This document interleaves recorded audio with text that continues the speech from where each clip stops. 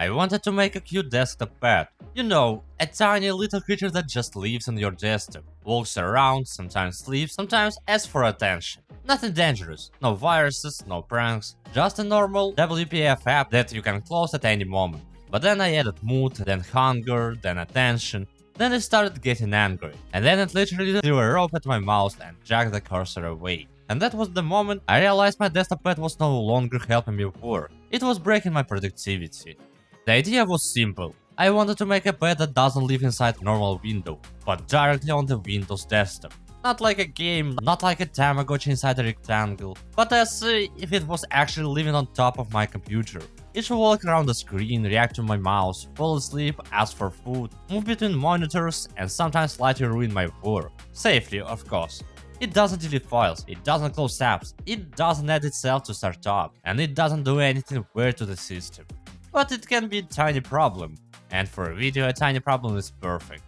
I started with WPF, and the first problem was that WPF really likes looking like WPF. A window, a title bar, minimize, maximize and close buttons. Basically everything that instantly destroys the illusion that a pet is living on your desktop. So the first step was making the window completely transparent. No border, no title bar, no taskbar button, and always on top of every other window. So the transparent part had to let clicks pass through, while the pet itself still had to be clickable. And when I ran it for the first time, a small green blob appeared on my desktop. It was just standing there, staring, doing nothing, but it already looked like it wasn't part of an app anymore. It looked like it was part of the desktop, and that was the beginning of the problem. Then I remembered that I don't have just one monitor, which means the screen is not simply from 0 to width of one display. Windows uses a virtual screen. If the second monitor is on the right, it still kind of makes sense. But if the second monitor is on the left, the coordinates can become negative. So your desktop can literally start at minus 1920 pixels. And if you don't handle that, the pet can get stuck on the edge, disappear, fly into the void, or simply refuse to live on the second monitor. So I added a screen service that gets the full virtual screen. Left, top, width, height, right, bottom. After that, the pet no longer understood just one monitor. It understood the entire Windows workspace. And when I saw the overlay stretch across both monitors, that was the first moment where the project started to feel real. It didn't have to live inside a window, it could live across my entire desktop. But a pet that just stands still is not really a pet, it's a green button, so I gave it movement. The logic was as simple as possible. Pick a random point, walk to it, stand still for a moment, pick a new point. And all of that had to happen inside the virtual screen, so it would not walk outside the monitor boundaries. At first it looked funny, because it was basically just sliding across the screen like a UI element. But then I added a little bounce while it was moving, and suddenly it started to look alive.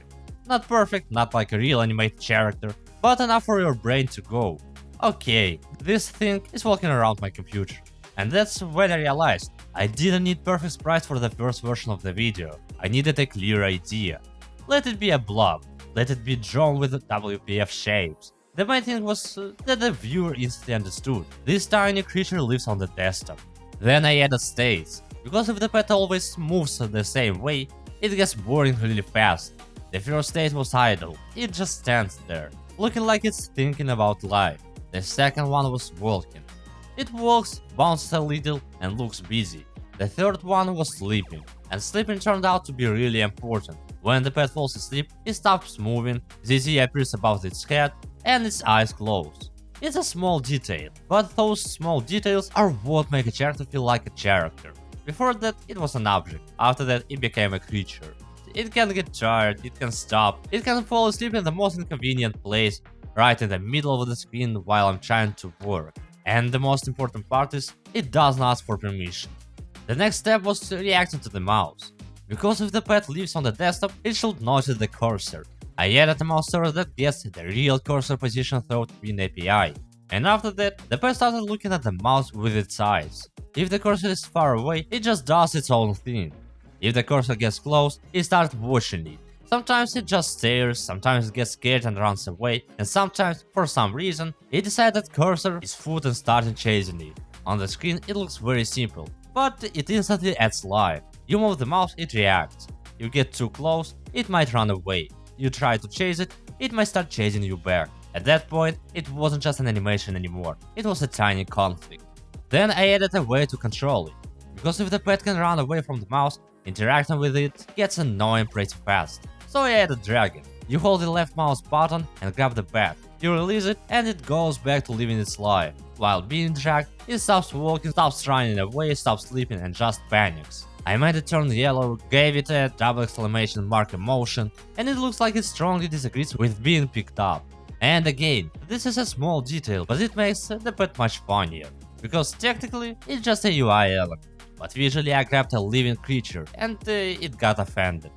After movement, sleeping and cursor reactions, the pet was still missing one thing: opinions. So I added speech bubbles. Now it sometimes trolls. At first it's harmless. Hello, nice desktop, I live here now. Then it gets a little more suspicious. Productivity is overrated. And when you grab it, hey, put me down. When it runs away, too close.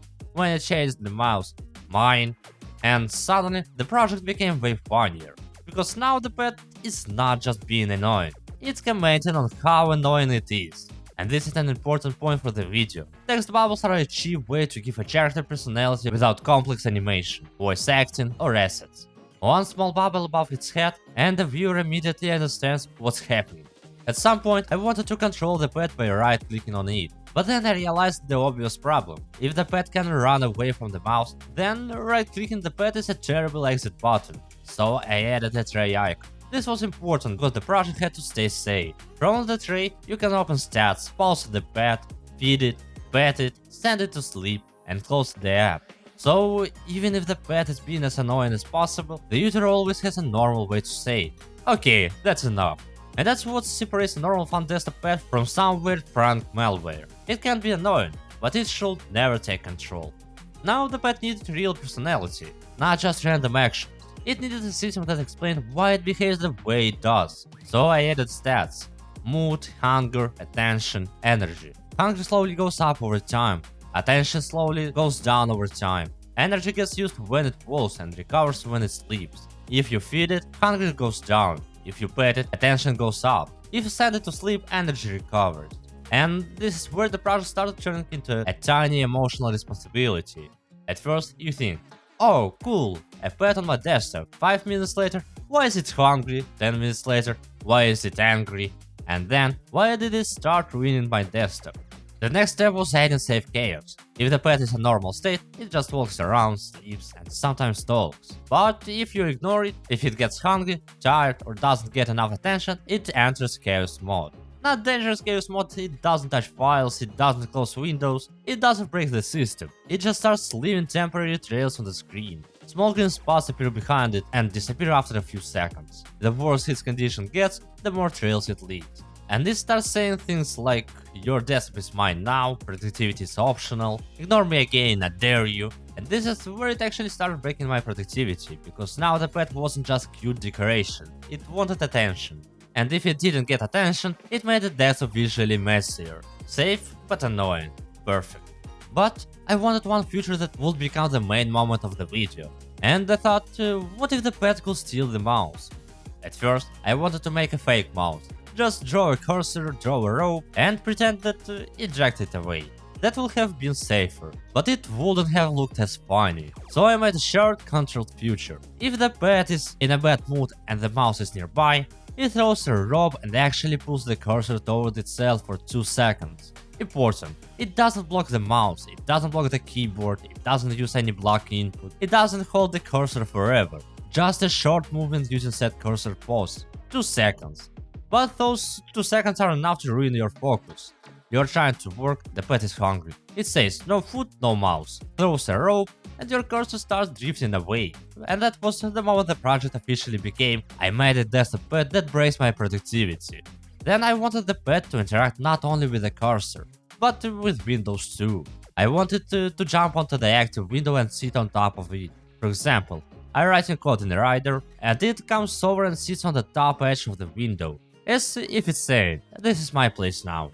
In the end, I started with a simple idea, make a cute desktop pet. But step by step it got movement, sleep, eyes, cursor reactions, message, sneeze, mood, chaos mode, tray controls, stats, window interaction, and the ability to temporarily steal my mouse. And the funniest part is that technically it's still just a normal WPF application. You can pause it, you can close it from the tray, it doesn't touch files, it doesn't add itself to startup, it doesn't hide from the user. But at the same time, it actually feels like a tiny creature living on my computer and getting in the way while I work. And that's it for this video. If you enjoyed watching a tiny desktop creature slowly destroy my productivity, consider subscribing and leaving a like. Also, leave a comment if you would actually let something like this live on your desktop. And if you want to support the channel, I'll put the build and the source code on Patreon.